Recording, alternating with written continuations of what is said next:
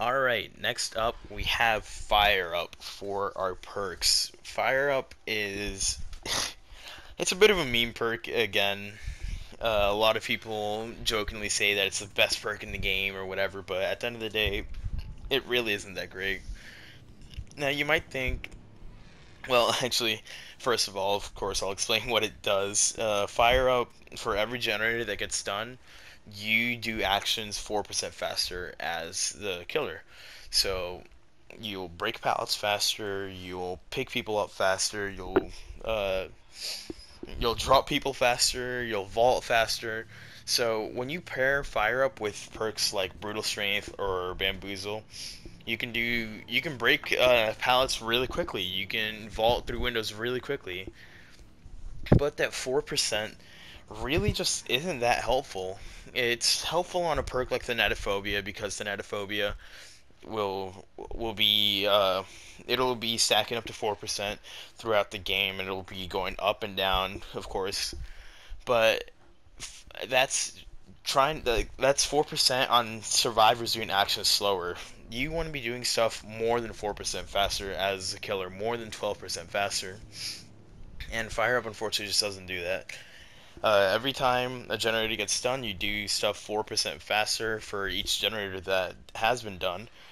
And at 5 generators, you'll be doing stuff 20% faster, which is what 5% faster than what Bamboozle does normally at the beginning of the game. That you can just do right off the bat. That's 10% slower than what Brutal Strength does normally at the beginning of the game, which you can again just do right off the bat. Fire Up just if its numbers were turned up, it would be a lot better of a perk. But unfortunately, right now, it's just a waste of a perk slot. In all honesty, now Gearhead, man, this perk had potential to be really cool, but unfortunately, it's just kind of meh. So whenever you hit a survivor twice with your basic attack, then Gearhead will activate for 30 seconds. And whenever Gearhead is activated, every time the survivor hits a good skill check, so that's just the empty skill check part. Every time a survivor hits that skill check, that generator will be revealed by yellow as long as it's repaired. So you might think, hey, that's cool. That's kind of like surveillance. It helps me put pressure on the map. But the thing is, that's not really that helpful at the end of the day. When you're smacking somebody twice, odds are you're gonna be still chasing them, or you're gonna be trying to hook them or do whatever. So Gearhead just unfortunately doesn't get that much value because generally whenever you do get notified of Gearhead, it's not in a situation where you can actually take advantage of it. Next we have Hangman's Trick, and this perk actually really recently got a pretty nice buff. So whenever a survivor starts breaking a hook, or sabotaging a hook rather, you get a notification right on that hook. So if you're walking towards something, towards a hook, and it's through a wall, and you see that you got a notification on the hook, you can just immediately turn around and go to a different hook. Not only that, but whenever you're carrying a survivor, any survivor within 6 meters of a hook will get shown to you. So that actually ends up giving you a lot of sorry, it ends up giving you a lot of information around the map because you might notice while you're playing Survivor, hey, there's a lot of generators right next to hooks. This is really it might seem kind of dumb when when you start thinking about how the game works. Like, hey, why would I want to be doing this generator next to a hook? But Hangman's Trick just provides you information to where people are, and it helps you a lot when it comes to squads that are running sabotage builds. If you suspect that a squad is running a sabotage build, you can throw on Hangman's Trick and you won't have to care about it at all. Now, this is the last Hex Totem, Thrill of the Hunt. This is similar to Hex Retribution in that you generally want to run this with other perks, or with other Hex perks. So, what Thrill of the Hunt does is it starts at 5 stacks, and those 5 stacks represent each of the totems on the map, because there are always at most five, or sorry, there are always 5 dull totems on the map. And what Thrill of the Hunt does is for each totem that's currently standing up, it doesn't matter if it's dull or if it's lit totem. It'll make it so that it takes 6% longer to cleanse the totem, up to 30%, of course, with all 5 totems. So that I'm pretty sure the way the numbers work out, that ends up being about somewhere between like 26 and 30 seconds at full stacks, as opposed to the normal 20 seconds for Thrill Hunt or for normal text totems. And Thrill Hunt on top of that also gives you a notification if somebody is jumping on one of your lit totems. So if like I said before, you have a totem build where you have a bunch of different totems, then if you throw a hunt with that, whenever a survivor jumps on that totem, you'll know right away. Now, this isn't really helpful with a lot of killers, because a lot of killers don't have the mobility or the map pressure to try and get somebody off of their totem whenever they get on it. But a killer like Nurse, for example, or Hillbilly can really take advantage of the fact that, hey, somebody's on my totem, I can get over there really quickly and chase them off of it. Thriller Hunt also gives you in-game blood points similar to Distressing, similar to Beast of Prey, but unfortunately, like I said before, those blood points are not worth running the perk for. Now, I'm All Ears is a really cool perk. Again, one of the more underrated ones in my opinion. Whenever somebody does a fast vault that would make a noise within 48 meters of you, you'll see where they are for 6 seconds. So keep in mind that Quick and Quiet does actually counter this perk for the one time you get to use Quick and Quiet before you're allowed again. So basically, with I'm All Ears, you can if you can get somebody to vault a window or a pallet or whatever it may be, and they're on the other side of a wall from you, it'll be similar to Hex Retribution, where you can see where they are, and you can try and mind game them accordingly. You might see them vault a window, and then you can just literally wait in place, like around the corner, and watch where they're going. If they end up doubling back towards you because they don't know where you are, then that's an easy down. If they leave the loop immediately, hey, you can just go in and chase them away from the loop, you know? So I'm All Ears, it lends itself to a lot of mind gaming, and it's a pretty cool perk. Now, Iron Grasp.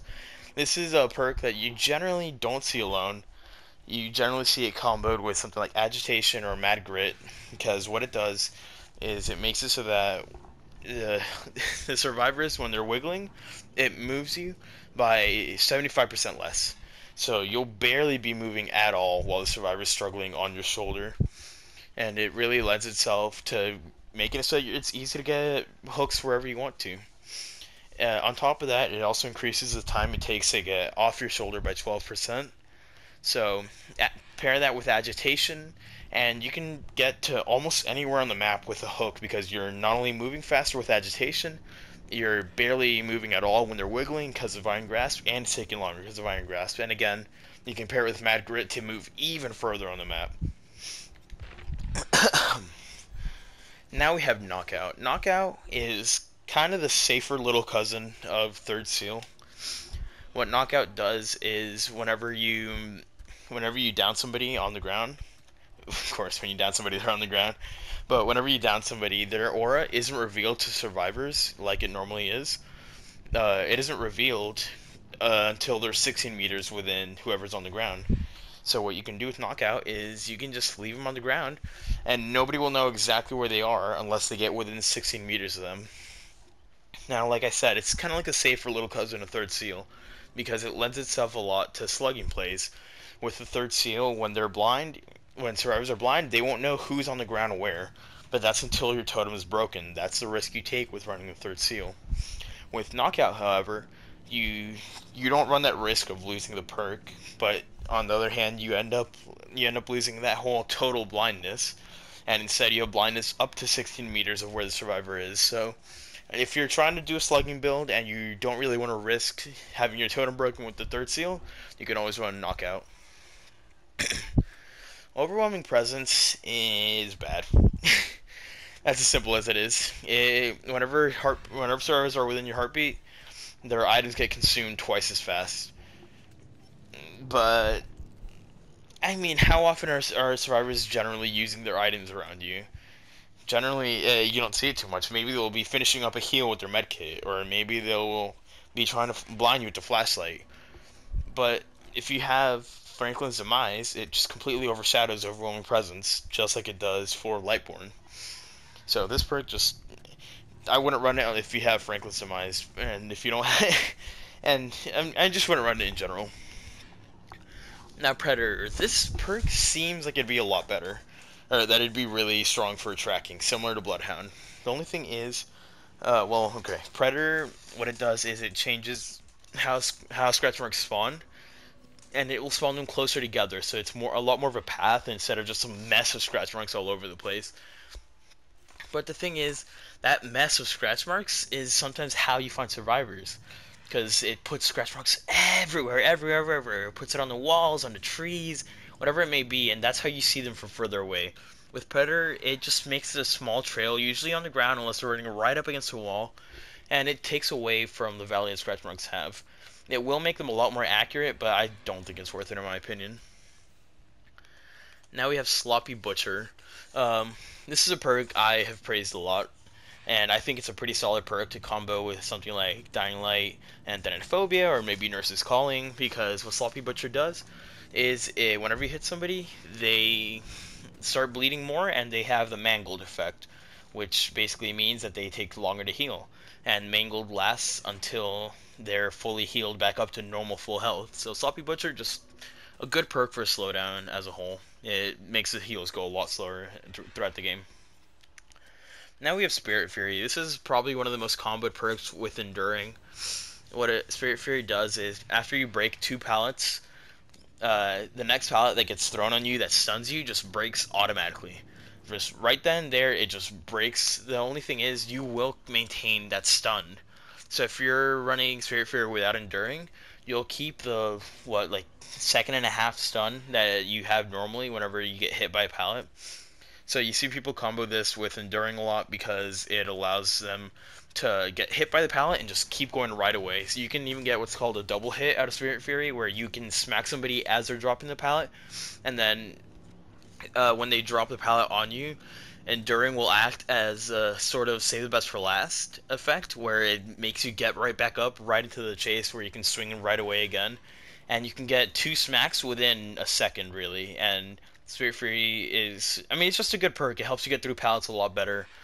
But once survivors realize you have it, they'll start dropping pallets a lot earlier, so you do have to keep that in mind. Now, Strider this is a perk a lot of people use on the Spirit. I personally don't like it, because what it does is it makes survivors 50% louder and when they're in pain, and when they're breathing normally, they'll be 25% louder. So you might think, hey, that's really good for Spirit, because it helps me track where survivors are. But for me personally, I don't like it because I tend to hear survivors from a certain distance and I'll think they're somewhere, but because of Strider, they'll just sound louder than they normally do, and I'll end up misjudging the distance. But that's just me. Strider is praised by a lot of people because it's really helpful for Spirit. Now Surge is a pretty interesting perk. Whenever you down somebody, all the generators within 32 meters of you immediately explode and they start regressing normally, like as if you had kicked them. And that initial explosion actually regresses them 8%, kind of similar to what Pop Goes the Weasel does, except of course a way smaller effect. Now what this lets you do is it lets you get right back in the fight again. Surge is great to combo with like Save the Best for Last, Infectious Fright. If you can down somebody and immediately either hook them or keep the chase going, Surge, it just completely helps you out there because you don't have to worry as much about kicking generators.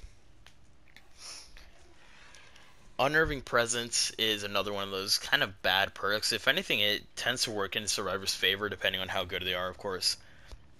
Whenever survivors are within your heartbeat range, they have a 10% better chance of triggering a skill check.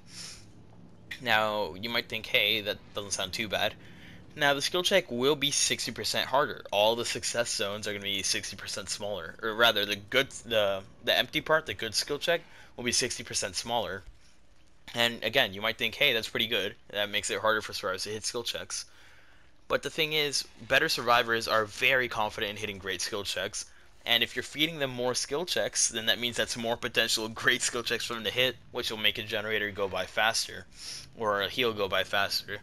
So Unnerving Presence it works. It's similar to Overcharge, where it works against bad survivors, but once the survivors start becoming better and more used to the game, it doesn't really work against them as much.